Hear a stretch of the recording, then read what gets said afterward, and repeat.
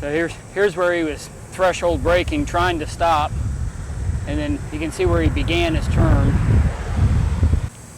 As you can see, you can't see any, because of the bridge embankment and everything. So it was literally about right, probably right in here is about the time that I picked up, that I saw.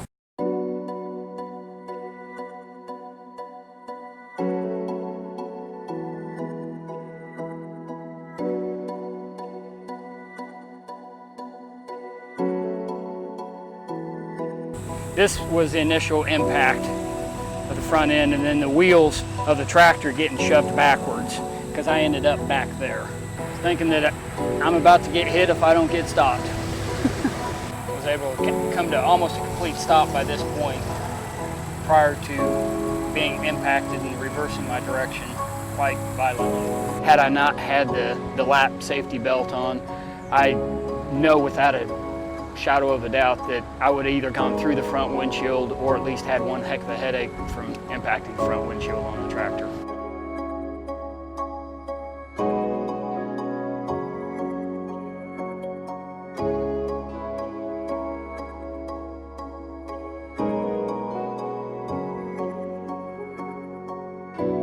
Happens in a split second.